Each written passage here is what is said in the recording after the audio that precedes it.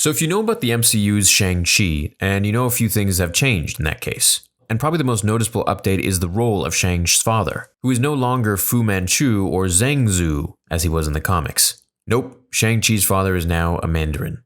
As someone who's really enjoyed the last 2 runs of Shang-Chi, especially the recent stories with brothers Saber, Sister Dagger, and the 5-Weapon Society, I have to admit I'm a little bit disappointed. After all, Zhang Zu is the whole reason that those stories even exist, since he created the 5-Weapon Society and all of these awesome martial arts houses in response to a crazy British Dormammu-powered invasion of China.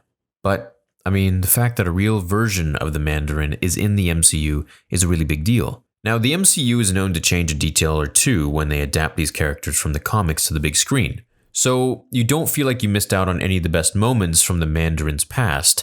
Today, I'm going to show you all of his classic powers and feats from the comics, and also share a ton of picks from Armor Wars 2, which is my favorite run of his. Okay, before we get going, you probably already know that Mandarin's most famous powers are derived from the 10 rings. Those bad boys each have an individual force that grants the Mandarin mastery over a fundamental supervillain power. So basically, the Mandarin is like 10 supervillains all rolled into one. But just imagine grabbing 10 random supervillains from the Marvel Comics.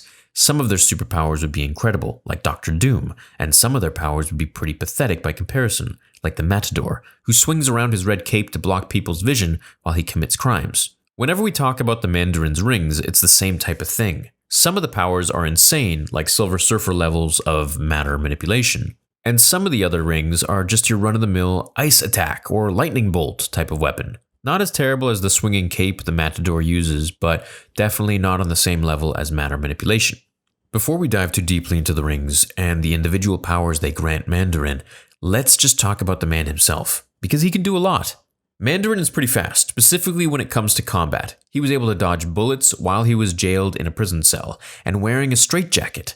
He was also dodging Iron Man's repulsor blast on a number of occasions. As a member of channeling Chi, or Ki in Japan, he can use that energy to increase his own raw strength. He's able to chop through thick steel doors and snap steel pillars, which is pretty impressive, especially in the old comics. You would see those types of feats when watching Spider-Man take on villains like Rhino, or even when we read early Hulk comics, when he wasn't quite so earth-shattering in power. Mandarin's so strong that he was even able to completely destroy Iron Man's armor with a single punch. Again, that armor has withstood onslaughts from every heavy hitter you can imagine in the MCU, but the Mandarin was able to crack it by focusing enough of his chi into that single punch. Before we dive into the power of the rings, I also want to mention just how durable Mandarin is as a villain, because he is a master of chi. He doesn't need to eat or drink. That means he can go years without either and still be fine. He also was able to survive explosions so massive that Thor, Spider-Man, and Reed Richards felt it halfway around the world. In battles with Iron Man, he also gets blasted by repulsor rays, quite a lot actually, and shrugs them off pretty well. Besides these main physical feats, Mandarin is also Earth's leading expert on McLuhan technology. You'll hear a lot more about McLuhans in the MCU moving forwards, and you should just think of them as the alien race responsible for the 10 rings power. They're a bunch of alien dragons who spread through the galaxy looking to conquer planets, and they're also the creators of the 10 rings. Oh, and I almost forgot. I promise this is the last skill I'll mention before we move on to the power of the rings, but Mandarin, as should be obvious by now, is a world-class martial artist. This alone might make it a bit easier to switch him out for Zhang Zu as Shang-Chi's father in the MCU movies. Okay, so now it's time to move on to the power of 10 rings. Now, I don't want to say that these rings are the exact same as Green Lantern's, but their origins are suspiciously similar. Just like the Lantern story, at least the one that we've seen retold time and time again, Mandarin found his power rings in a crashed alien ship. But in the Marvel version of that classic sci-fi trope, a crashed alien visitor from another world gives incredible power to an earthbound hero. The Mandarin killed the ship's pilot and stole the 10 rings from his vessel. Now, at that time, those rings weren't actually rings. They were more like weird alien tech in the form of cylinders, which Mandarin decided would be pretty easy to wear around his fingers. And so the legend of the 10 rings was born. What exactly gives the rings their powers has been changed a time or two in the comics, because, different writers want to do different things with them. Some like to imagine the rings as the basic controls for that original McLuhan's pilot ship. Others wrote that the 10 rings possess the souls of ancient warrior spirits. Whatever the cause may be, just know that the rings are crazy powerful and each one has a unique ability. Each ring has its own name, and they're known as Remaker, Influence, Spin, Spectral, Nightbringer, Daemonic, Incandescence, Lightning, Zero, and the Lyre. So let's go one by one and take a look at the different powers and feats that each of these possess. The first ring, Remaker, is kind of self-explanatory. It remakes things, kind of like a souped-up version of one of Icarus from the Eternals' lesser-known powers. The rings are able to remake objects by rearranging their atomic makeup. One of the Mandarin's favorite ways to use the Remaker is to give random objects life, like mountains or statues, and force them to fight Iron Man. I guess life isn't the right word, but he basically gives them the power to move independently. Iron Man had a particularly hard time fighting an animated mountain that Mandarin summoned. And one cool thing about the rings in general is that they all had different hosts through the years, and at one point, Malekith, the Dark Elf, wore Remaker in a battle with Iron Man. Influence is what allows Mandarin to shoot beams out of his hands. If you remember what I said at the beginning, each ring basically gives Mandarin the power set of an individual villain or hero from the Marvel Universe. So this ring matches pretty well with Iron Man's own repulsor blasts. The Mandarin's blasts are much stronger. In one battle, when both Iron Man and Rhodey teamed up against Mandarin and the dragons, Mandarin was able to hit Rhodey so powerfully that he cast him through the sky, through a mountain, and beyond the horizon.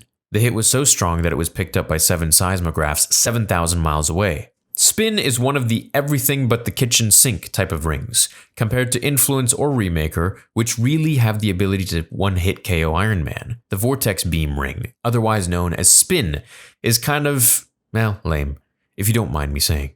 It just makes mini tornadoes, which is kind of pedestrian compared to the Mandarin's other powers. It still looks pretty cool in battle, and at one point when Rhodey was wearing the Iron Man suit, he was blasted away from Mandarin when the villain summoned hurricane force winds to the battlefield.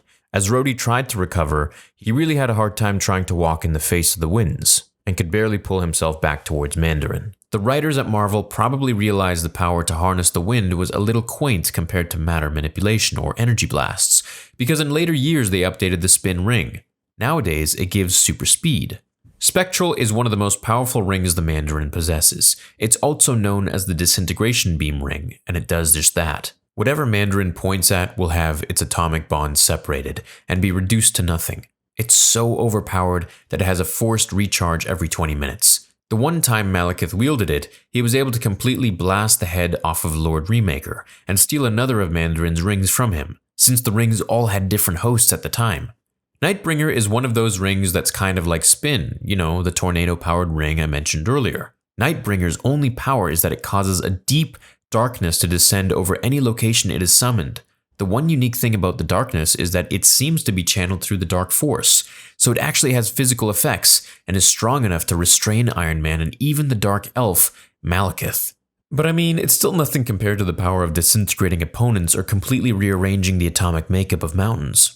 Daemonic is kind of the opposite of Nightbringer. This ring is also known as the White Light Ring. It's capable of mind control and was used against Obadiah Stane's son, Ezekiel.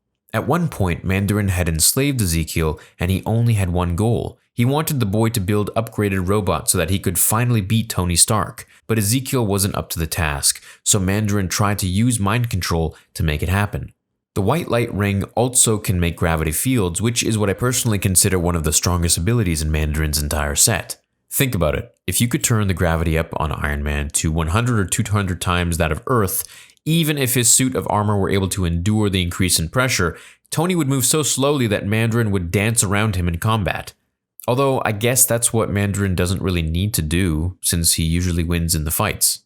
The next ring is known as Incandescence, and it grants Mandarin your run-of-the-mill heat or fire boost. I always thought this power was kinda lame, but I had a change of heart after watching Thanos battle the Avengers in Infinity War. In the one scene in the ruins of Titan, when Thanos redirected Iron Man's bombardment and blasted it out of his hands as a giant flamethrower, I couldn't help but wonder, well, if they made the Human Torch's firepower equally as concussive, then he really would be a power to reckon with in the Marvel Cinematic Universe. But also, that would be a great way to show off Mandarin's fire ring in the MCU. Now, in the comics, the Flame Blast ring doesn't even need to be fired from Mandarin's ring, like a flamethrower. He can just summon heat or fire on any random location that he chooses. It's also much hotter than simple red flame and might even rival a star. In that same battle we showed earlier with Rhodey, Mandarin was making use of the Incandescence ring. Rhodey commented that it scalds the naked rocks, as though a star has fallen on them. The Lyre ring is what edgier Marvel fans claim is the more powerful one. You can probably guess what it does. It's able to manipulate others by simply influencing or creating illusions. Mandarin was able to paralyze Ezekiel Stane and Iron Man with no effort at all, and at another time, Mandarin even mind wipes his own son. If this ring were actually in the MCU, it would be the ultimate retcon device. As far as we know, the rings that are in Shang-Chi don't have this particular power and focus more on physical devastation. But if Kevin Feige and the folks at the MCU ever decide to bring the Lyre ring into the MCU, we might see some really wacky scenarios. They could easily give Spider-Man back his secret identity if they use the power of the Lyre ring to mass attack Earth's population. Or the power rings of the ring could also be used to keep the Valley of the Dragons from being perceived by the outside world. Now, if you're still hanging in there, thanks for making it this far, and let me know in the comments if you have. We've got 2 more things left, and they're kind of awesome. Even though the Lightning and Zero ring basically just grant Mandarin ice and electricity power, which is kind of what I was complaining about before, you know, how some rings are cosmic level in power, and the others are just store-brand supervillain powers, I've changed my mind about them. I actually did enjoy the particular storylines they've been used in. So even though they're not as powerful as the Remaker ring, for example, the Lightning and Zero ring deserve some respect. So what can I say? Maybe it's because I love Thor and Iceman from the Avengers. Or maybe it's because I always play as Raiden and Sub-Zero whenever I pick up the controller and turn on MK. So don't judge me, these rings are pretty awesome. Like you would probably expect, the Lightning ring has been used to overpower Tony's suit and cause it to go black. But when the Mandarin wears it, he combines it with his martial arts prowess, which means that he has lightning-powered roundhouse kicks. The last ring, Zero, is the ice ring. Mandarin can shoot blasts of ice or encase enemies in giant icicles.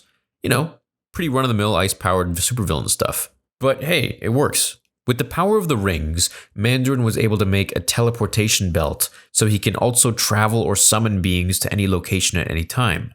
Well, I hope you enjoyed this breakdown of the Mandarin's and his 10 rings of power. Please share this with your friends if they're wondering about this. I'm really putting in a lot of time on the channel, and I hope you enjoy these videos. So it's up to you if you want me to keep continuing or not, based on the engagement.